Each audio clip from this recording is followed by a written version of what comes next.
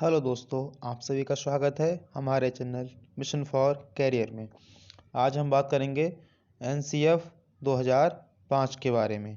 क्या है एनसीएफ 2005, जो कि हमारा सीटेट के एग्ज़ाम में बहुत ही लाभदायक साबित होगा। क्या है एनसीएफ नेशनल कैरिकुलम फ्रेमवर्क 2005। दोस्तों, आज के इस आर्टिकल में हम राष्ट्रीय परिचर्चा रूपरेखा 2005 एनसीएफ के नोट्स के लिए आपके लाए हैं। जैसा कि आप सभी को पता है कि CTET, KVS, PGT, TPT paper में एनसीएफ 2005 के ऊपर अक्सर प्रश्न पूछ जाते हैं। आगामी परीक्षाओं के लिए काफ़ी लाभदायक साबित होगा।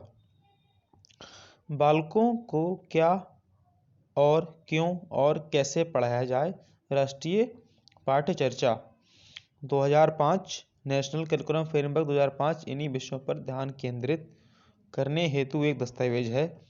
राष्ट्रीय पाठ्यचर्चा की रूपरेखा 2005 एनसीएफ का उद्धरण रविंद्रनाथ टैगोर के निबंध सभ्यता और प्रगति से हुआ है। क्वेश्चन आ सकता है कि एनसीएफ 2005 का उद्धरण किस निबंध के आधार पर हुआ है, तो वह सभ्यता और प्रगति है। और किस लेखक के, तो वह रविंद्रनाथ टैगोर जी। ठीक है। उन्होंने बताया कि सृजनात्मकता, उदार आनंद बचपन की कुंजी है। राष्ट्रीय परिचर्चा रूपरेखा 2005 का अनुवाद संविधान की 8वीं अनुसूची में दी गई सभी भाषाओं में किया गया है। आपसे पूछा जाएगा कि संविधान की किस अनुसूची में है, तो वह 8वीं अनुसूची में है।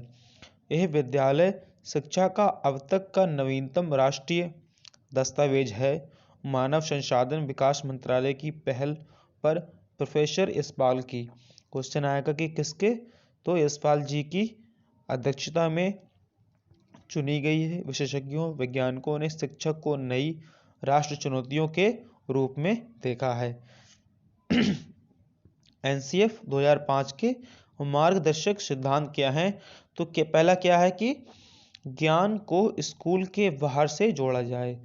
जो हमारा ज्ञान है बच्चे का, वो स्कूल के अंदर ही ना होकर बाहरी सभ्यताओं पर या बाहरी चीज़ों पर बल दिया जाए। पढ़ाई को रटंत प्रणाली से मुक्त कराया जाए। मतलब बच्चे को ये नहीं कहना है कि आप यही पढ़ेंगे, बच्चे को रटाना नहीं, समझाना है।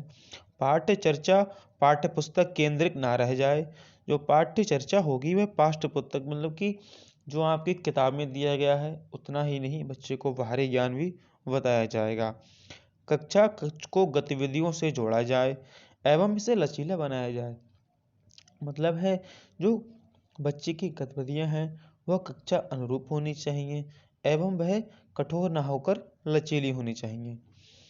राष्ट्रीय मूल्यों के प्रति आस्वाद में विद्यार्थी तैयार हो। राष्ट्रीय महत्व के बिंदुओं पाठ्यचर्चा में शामिल हो।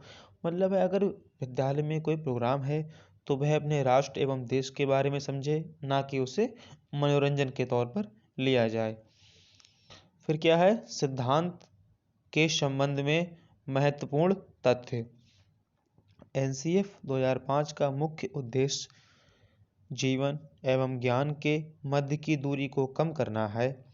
इस प्रक्रिया में बच्चों के विद्यालय जीवन को बाहरी जीवन से जोड़ना चाहिए। मतलब कहने का है जो छात्र है उसे विद्यालय की दुनिया एवं बाहर के चीज़ों के बारे में जानकारी होनी चाहिए। एनसीएफ को प्राथमिक शिक्षा में लागू किया गया था। इस अधिगम प्रक्रिया के माध्यम से बच्चों को रटाने की प्रक्रिया से मुक्त कराना था, ताकि विद्यार्थियों को चहुमुखी विकास हो सके। मतलब क्या है कि हमें सभी जगह का ज्ञान पता हो सके, ना ही किताबी ज्ञान। इसके अलावा शिक्षण अधिगम प्रक्रिया बाल केंद्रित हो। मतलब क्या है, यह टीचर जो पढ़ाए वही नहीं, बच्चा जो पढ़े वह। ऐसी विषय सामग्री का उपयोग किया जाए जिससे प्रभावशाली व्यक्तित्व का निर्माण हो सके। नेशनल कैरिकुलम फ्रेमवर्क 2005 का निर्माण एनसीईआरटी द्वारा किया गया है। आपका क्वेश्चन बन सकता है कि एनसीईआरटी 2005 का निर्माण किसके द्वारा हुआ है, तो एनसीईआरटी एवं इसको पूर्ण करने का कार्य निदेशक प्रोफेसर कृष्ण कुमार के नेतृत्व में किया गया था। किसके नेतृत्व में, तो कृष्ण कुमार जी के इसका प्रमुख लक्ष्य आत्मा का ज्ञान, इसका पहला लक्ष्य क्या था? आत्मा का ज्ञान, अर्थात विद्यार्थियों को अलग अलग अनुभवों का अवसर देकर उन्हें स्वयं की ज्ञान की प्राप्ति करनी होती है, मतलब व्यक्ति खुद से करके सीख सके। पाठ्य चर्चा के अनुसार हर विद्यार्थी अपनी क्षमता और कौशल होते हैं, तो हर विद्यार्थी को उस वक्त का मौका प्रदान किया जाए जो वो अपनी कुशलता एवं अपनी आंतरिक ज्ञान को प्रदर्शित कर सके। एनसीएफ के अंग या भाग, इसमें 5 बताए गए हैं। पहला क्या है? परिक्षेप, सीखना का ज्ञान, पाठ्य चर्चा के क्षेत्र, स्कूली अवस्था एवं आकलन, और विद्यालय कक्षा का वातावरण, और व्यवस्थागत सुधार होना चाहिए। एनसीएफ की प्रमुख सुझाव, राष्ट्रीय पाठ्य चर्चा की रूपरेखा की मुख्य विशेषताएं। पहला है इसमें एनसीएफ के अनुसार प्राथमिक स्तर पर भाषा का माध्यम मातृभाषा में होना चाहिए। मतलब क्या है? मदर टंग जो बच्चे की होती है उसके अनुसार ही बच्चे को पढ़ाया जाएगा। शिक्षण सूत्र जैसे ज्ञात से अज्ञात की ओर, मूर्त से अमूर्त की ओर आदि का अधिकतम प्रयोग हो, मतलब बच्चे को संपूर्ण ज्ञान की व्यवस्था कराई जाए। सूचना को ज्ञान को मानने से बचाया जाए। अगर कोई सूचना है तो वह ज्ञान नहीं है, सूचना के तौर पर इसे बताया जाए। विशाल पाठ्यक्रम व मोटी किताबें शिक्षा प्रणाली की असफलता का प्रतीक हैं। ज़रूरी नहीं है कि आपको किताबी ज्ञान होने के बाद आप अधिक बुद्धिमान हो, तो आपको किताबें रटनी नहीं है, समझना है एवं उसके पाठ्यक्रम में जितना पढ़ाया जाए वही है, अत्यधिक नहीं। मूल्यों को उपदेश देकर नहीं, वातावरण देकर स्थगित किया जाए। मतलब है कि बच्चे का वातावरण अच्छा होना चाहिए। अभिभावकों को सख्त संदेश दिया जाए। बच्चों की छोटी उम्र में न पढ़वाने की आकांक्षा करना गलत है, मतलब कम उम्र में बच्चों को अधिक ज्ञान ना दिया जाए। बच्चों को स्कूल से बाहर जीवन के तनाव मुक्त वातावरण प्रदान किया जाना चाहिए। मतलब वह जब स्कूल से बाहर निकलता है तब उसे तनावपूर्ण वातावरण ना दिया जाए। अच्छे विद्यार्थी की अवधारणा में बदलाव, अर्थात अच्छा विद्यार्थी वह है जो तर्कपूर्ण बहस के द्वारा अपने मौलिक विचार शिक्षा के समान प्रस्तुत करता है। मतलब ये नहीं है कि आपने बच्चे को जो पढ़ाया उसने पढ़ लिया और वह कुछ नहीं पूछ रहा है, उसे पूछना होगा। खेल आनंद बात सामूहिकता की भावना के लिए है। रिकॉर्ड बनाने व तोड़ने की भावना को बढ़ावा ना दें। ज़रूरी नहीं है कि आप कहें उसके कि राहुल के इतने नंबर हैं, तुम्हारे क्यों नहीं हैं, आप राहुल से अच्छे नंबर लाइए, ऐसा नहीं बताना है। पुस्तकालय में बच्चों को स्वयं पुस्तक चुनने का अवसर दें। बच्चे पर किसी भी प्रकार का प्रेशर नहीं बनाना है। बच्चा अपनी बुद्धि के अनुसार जो भी पढ़ना चाहे आप उसे पढ़ने को दें। सांस्कृतिक कार्यक्रम व मनोरंजन के स्थान पर सौंदर्य बोध को बढ़ावा दें। मतलब कि अगर विद्यालय में किसी प्रकार का मनोरंजन या कार्यक्रम है तो उसको मनोरंजन ना करके उसे सौंदर्य बोध, अपने राष्ट्र के प्रति, अपने देश के प्रति, अपने क्षेत्र के प्रति, अपने देशभक्ति के प्रति उसको बढ़ावा दिया जाए। शिक्षकों को अकादमी संसाधन, नवाचार आदि समय पर पहुंचाया जाए। ये एनसीएफ में है कि जो शिक्षक हैं उनके लिए सारे संसाधन उपलब्ध कराए जाएं ताकि वह छात्र को अच्छा ज्ञान दे पाएं। सक्षम अधिगम परिस्थितियों को मातृभाषा का प्रयोग हो। जो सक्षम अधिगम होगा, जो हमारा पढ़ने का तरीका है उसमें मदर टंग का यूज होना चाहिए। सजा व पुरस्कार की भावना को सीमित रखा जाए। क्या है कि छोटी छोटी बातों पर भी हमें पुरस्कार नहीं देना है और हर किसी बात पर सजा भी नहीं देनी है। समुदाय को मानवीय संसाधन के रूप में प्रयुक्त होने का अवसर दें। जो समुदाय है उसे मानवीय संसाधन उसके रूप में उसे अवसर देना चाहिए। कल्पना को मौखिक लेखन के आधिकारिक अवसर दें। तो उनकी कल्पना है उसे लिखने का मौका दिया जाए। सह शैक्षणिक गतिविधियों में बच्चों के अभिभावकों को भी जोड़ा जाए। जो विद्यालय छोटी गतिविधियां होती हैं उनमें अभिभावक को भी बुलाया जाए, जिससे वह भी कुछ सीख पाएँ और बच्चे को नया निर्देशन दे पाएँ। मानसिक स्तर व योग्यता के अनुसार पाठ्यक्रम निर्धारण हो। जो बच्चे की क्षमता है पढ़ने की या जो वो जिस योग्यता के अनुसार है उसको उतना ही पढ़ाया जाए। ऐसा नहीं है कि कम उम्र के बच्चे को आपने अधिक ज्ञान देने का प्रयास किया, ऐसा नहीं करना है।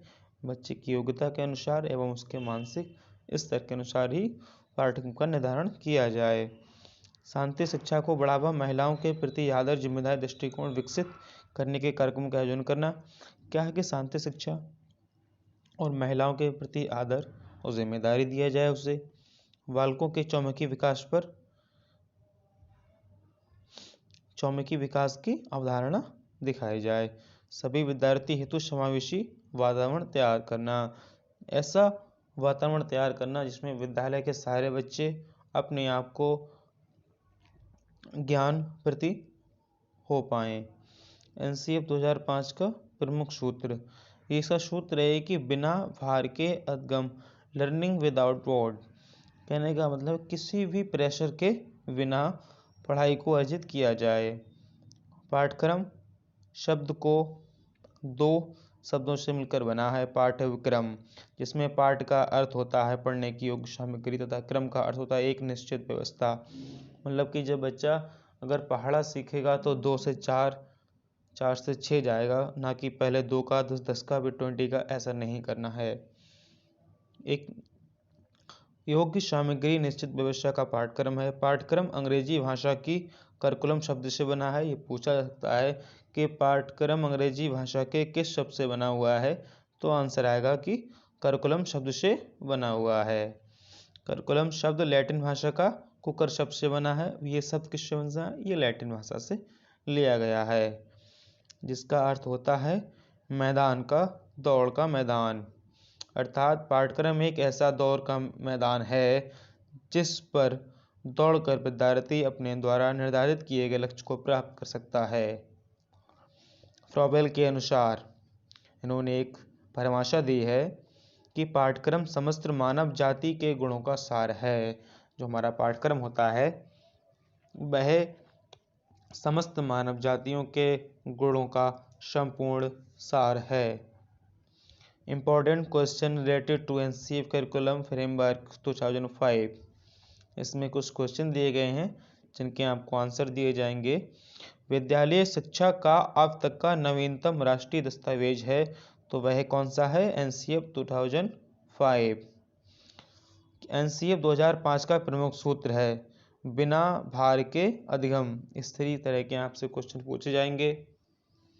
एनसीएफ 2005 का प्रारंभ रविन्द्रनाथ टैगोर के किस निबंध से होती है? सभ्यता और प्रगति से। किसकी अध्यक्षता में विद्वानों ने एनसीएफ 2005 तैयार किया है? तो वह प्रोफेसर यशपाल जी के द्वारा। इस मंत्रालय की पहल पर एनसीएफ 2005 तैयार किया गया था, तो मानव संसाधन विकास मंत्रालय के आधार पर।